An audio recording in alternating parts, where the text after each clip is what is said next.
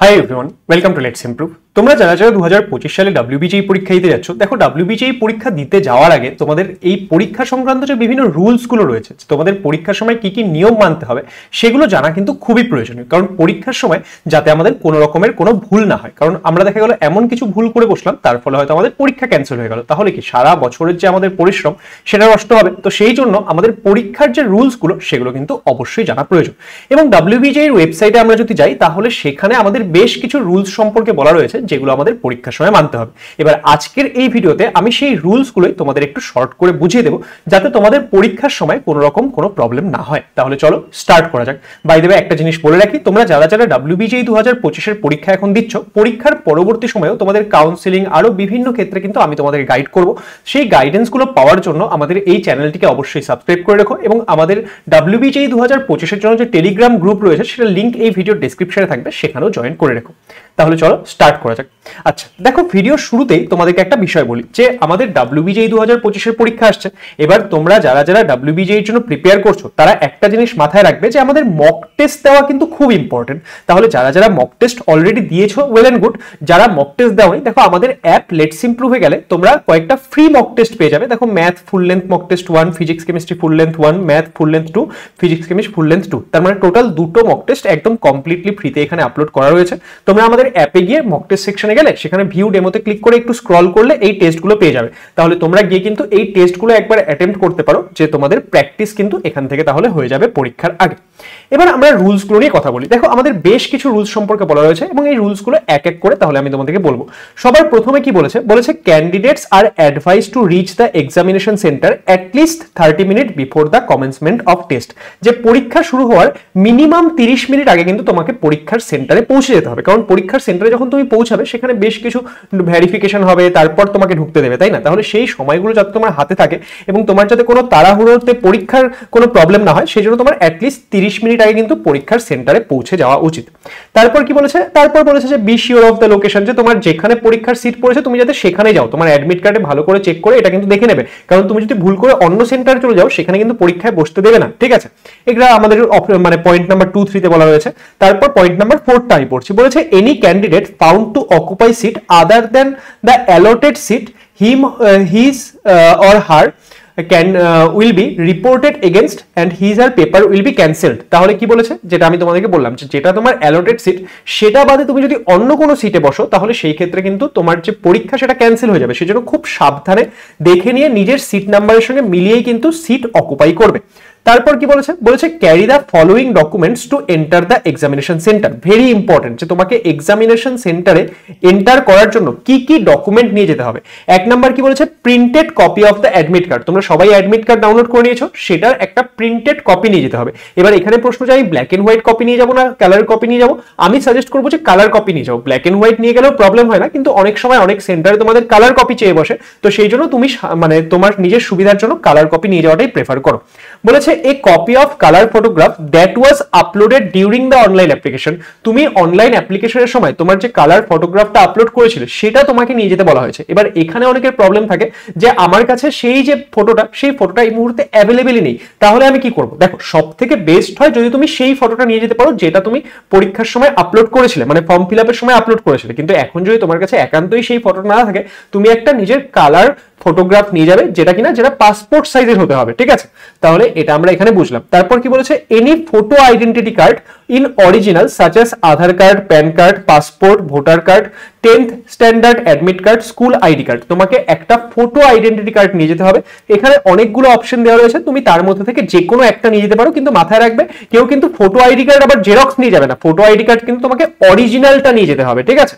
Next কি বলেছে, next বলেছে frisking may be carried out while entering the centre to check prohibited objects and articles. তো তোমার কাছে যদি কোনো প্রোহিবিটেড আর্টিকেলস বা প্রোহিবিটেড আইটেম থাকে, যে আমরা নিশ্চয়ই একটা মোবাইল নিয়ে ঢুকতে পারবো না, আমরা নিশ্চয়ই আমাদের হেডফোন বা ইয়ারফোন নিয়ে ঢুকতে পারবো না, ইত্যাদি কোনো জিনিস যদি তোমার কাছে থাকে, তো সেগুলো মানে যাতে তোমার কাছে না থাকে পরীক্ষার ঢোকার সময়, হয়তো তোমার কাছে আগে রয়েছে, তো সেটা কিন্তু ওনারা প্রপারলি চেক করবে, ঠিক আছে? তোমাকে কিন্তু সেখানে চেক করা হবে যাতে এরকম কোনো ডিভাইস তোমার কাছে না থাকে। ওকে, নেক্সট কি, নেক্সট হচ্ছে, আচ্ছা এখানে অনেকের কোয়েশ্চেন আছে, স্যার আমি কি নর্মাল অ্যানালগ ঘড়ি পরে যেতে পারবো? না, অ্যানালগ ঘড়িও পরে করে যাওয়া যাবে না, কোনো কিছু তুমি এই ক্ষেত্রে কোনো ডিভাইস ক্যারি করতে পারবে না, প্রত্যেকটা রুমে একটা করে ঘড়ি লাগানো থাকবে, সেখানে তুমি টাইম দেখতে পাবে। ওকে, তারপর কি বলেছে, candidates are advise to take their seat at least 15 minutes before the commencement of test. তো এটা তোমাকে জাস্ট নিজের সুবিধার জন্য বলা হয়েছে যে তুমি যাতে অ্যাট লিস্ট পরীক্ষা শুরু হওয়ার 15 মিনিট আগে নিজের যে সিট রয়েছে সেখানে একদম প্রপারলি তুমি বসে যাও। ওকে, তারপর কি বলেছে, no candidate will be allowed to enter the examination centre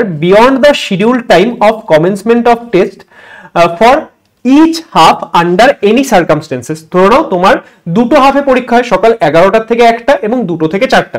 যারা পেপার 1 এবং পেপার 2 দেবে তাদেরকে তো সকালবেলা 11টার আগেই গিয়ে এক্সাম সেন্টারে একদম পৌঁছে গিয়ে তোমাদেরকে সিট টিট বুঝে নিতে হবে, ঠিক আছে।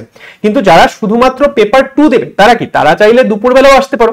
কিন্তু এই ক্ষেত্রে একটা জিনিস তোমাদেরকে মাথায় রাখতে হবে, তুমি যে কোনো হাফেরই দাও না কেন পরীক্ষা, আচ্ছা বাই দ্য ওয়ে অনেকের এটা কনফিউশন থাকে যে স্যার আমি শুধু পেপার 1 দিতে পারবো, শুধু পেপার 1 দিয়ে কিন্তু কোনো লাভ নেই। তোমাকে যদি জিএমআর র্যাঙ্ক লাগে তোমাকে পেপার 1 পেপার 2 দুটোই দিতে হবে।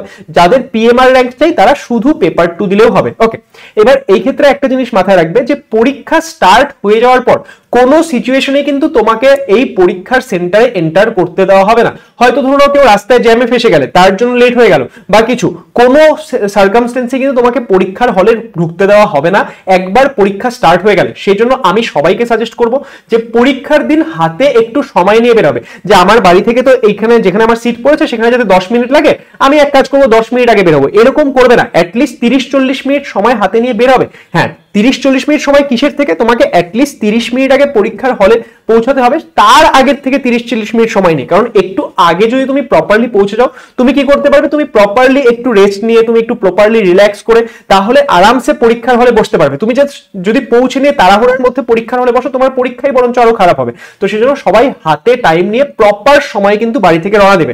একটা ইম্পর্টেন্ট পরীক্ষা তোমাদের জীবনের, তো কেউ কিন্তু এই ক্ষেত্রে কোনো রকম নেগলিজেন্স বা কোনো রকম দেরি করবে না। ওকে, তারপর কি বলেছে, বলেছে candidates are not allowed to carry any printed material calculator, যেটা আমি তোমাদেরকে বলে দিলাম যে তোমরা কিন্তু কোনো কিছু নিজের সঙ্গে নিয়ে পরীক্ষার হলে ঢুকতে পারবে না, ইভেন তোমরা পেন নিয়েও ঢুকতে পারবে না। স্যার তাহলে আমরা করব কি দিয়ে, তোমাদেরকে আমাদের যে বোর্ডের তরফ থেকে একটা পেন প্রোভাইড করা হবে, একমাত্র সেই পেনটা দিয়েই কিন্তু তোমরা তোমাদের যে এই পরীক্ষা সেটা অ্যাটেম্প্ট করবে, ঠিক আছে।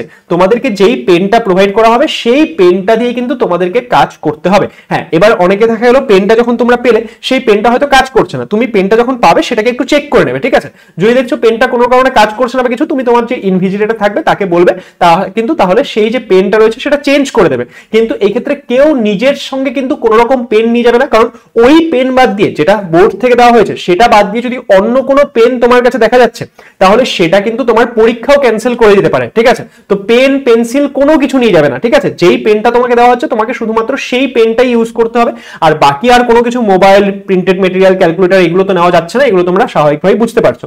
আচ্ছা, নেক্সট আরেকটা বিষয় যে স্যার আমরা রাফ করব কোথায়, ঠিক আছে। দেখো, রাফ করবে হচ্ছে তোমরা তোমাদেরকে যেই মানে কোয়েশ্চেন বুকলেটটা দেওয়া হবে সেখানেই রাফ করার জন্য কিছু স্পেস থাকবে, তোমাদেরকে সেখানেই রাফ করতে হবে, সেখানেই ক্যালকুলেশন করতে হবে।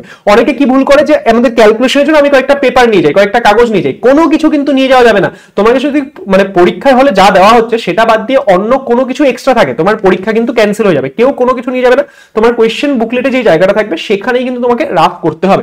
দেখো 10 নম্বর পয়েন্টে কি বলেছে, বলেছে question বুকলেটস will be distributed well before the commencement of the test, যে তোমাদের পরীক্ষা শুরু হওয়ার বেশ কিছুক্ষণ আগেই তোমাদেরকে কোয়েশ্চেন বুকলেট দিয়ে দেওয়া হবে। তো কি বলেছে, take out the OMR sheet and check your OMR number and question booklet number are the same. তোমাকে যে কোয়েশ্চেন পেপারটা দেওয়া হবে এবং তোমার যে ওএমআর শিটটা থাকবে তাদের মধ্যে একটা নাম্বার থাকবে, কোয়েশ্চেন বুকলেট নাম্বার এবং ওএমআর এর মধ্যে একটা নাম্বার থাকবে। তুমি কিন্তু অবশ্যই চেক করে নেবে যে এই যে আমাদের এই নাম্বার দুটো সেই নাম্বার দুটো সেম কি না। ওকে, এই নাম্বার দুটো কিন্তু অবশ্যই অবশ্যই সেম হতে হবে। আর যদি দেখছো যে না সেম নয় তাহলে কিন্তু তুমি তোমার ইনভিজিলেটরকে বলবে এবং তাকে বলবে যে এটা রিপ্লেস করে দিতে, তাহলে উনি কিন্তু সেটা রিপ্লেস করে দেবে। কিন্তু সেখানেও তোমাকে চেক করে নিতে হবে যে তোমার সেম সেটের যেন আসছে, এমন যাতে না হয় তোমার কোয়েশ্চেন বুকলেট নাম্বার একটা সেটের, তোমার ওএমআর শিট একটা সেটের, তাহলে কিন্তু কাজ হবে না। তোমাকে চেক করে নিতে হবে দুটোই যাতে সেম সেটের, মানে যদি কোয়েশ্চেন বুকলেট নাম্বার এ সেটের হয় তোমার যাতে ওএমআর শিট সেটাও যাতে এ সেটের হয়, ঠিক আছে। তাহলে এটা তোমরা চেক করে নেবে। তারপর কি বলেছে, put your signature on the top of the question booklet, এগুলো তোমাদেরকে পরীক্ষার হলে গাইড করে দেবে তোমাদের কি কি করতে হবে না হবে। নেক্সট এখানে কি বলেছে, নেক্সট এখানে আমাদের বলেছে যে darken the appropriate circle bubbles on the question of booklet number, roll number, question booklet series, যে তোমাদের ওএমআর কিভাবে ফিল করতে হবে সেটা এখানে বলা হয়েছে। তো ওএমআর কিভাবে ফিল করতে হয় সেটা নিয়ে আমাদের অলরেডি একটা আলাদা ভিডিও রয়েছে, তোমরা চাইলে সেটা দেখতে পারো, এখানে আমি এগুলো ডিসকাস করছি না। বলছে write your name in block letters, the name of the centre and put your signature in the appropriate places on the OMR. OMR এর মধ্যে তোমাকে কি করতে হচ্ছে, তোমার নাম লিখতে হচ্ছে, ঠিক আছে, তারপর তোমার যে এক্সাম সেন্টার, তারপর তোমার সিগনেচার করতে হবে, ইত্যাদি কিন্তু করতে হবে, এবং এগুলো করার জন্য প্রপার স্পেস থাকবে, তুমি কিন্তু সেই প্রপার স্পেসের মধ্যেই করবে, ভুল জায়গায় কিন্তু কেউ কোনো কিছু করে দিও না। ওকে, তারপর কি বলছে, check that your roll number, photograph, spelling on your spelling of your name on the attendance sheet match with those in your admit card। যে তোমার যে নামের স্পেলিং, ঠিক আছে, তারপর তোমার রোল নাম্বার, তারপর কি, তারপর তোমার ফটোগ্রাফ, এই যে এই বিষয়গুলো তোমাদের কাছে একটা অ্যাটেন্ডেন্স শিট আসবে, সেই অ্যাটেন্ডেন্স শিটে যখন সাইন করছো তখন কিন্তু প্রপারলি চেক করে নেবে, ঠিক আছে। ওকে, আচ্ছা, নেক্সট কি বলেছে, নেক্সট বলেছে যে আমাদের বাকি জিনিস এখানে খুব বেসিক জিনিস, যে আমাদের মেইনটেইন সাইলেন্স করতে হবে, সাইলেন্স মেইনটেইন করতে হবে, কারোর সঙ্গে ডিসকাশন করা যাবে না, এই সমস্ত বিষয়গুলো তোমাদেরকে খেয়াল রাখতে হবে, ঠিক আছে। এবং আরেকটা বিষয়, যে যতক্ষণ না পরীক্ষা শেষ হচ্ছে এবং যতক্ষণ না তুমি ওএমআর শিট হ্যান্ড ওভার করছো ততক্ষণ কিন্তু বাইরে যাওয়া যাবে না, এই বিষয়গুলো তোমাদেরকে খেয়াল রাখতে হবে। তাহলে আশা করবো আজকের এই ভিডিও থেকে তোমাদের কাছে ডাব্লিউবিজিই পরীক্ষা সংক্রান্ত যে বিভিন্ন রুলস গুলো রয়েছে সেগুলো ক্লিয়ার হয়েছে।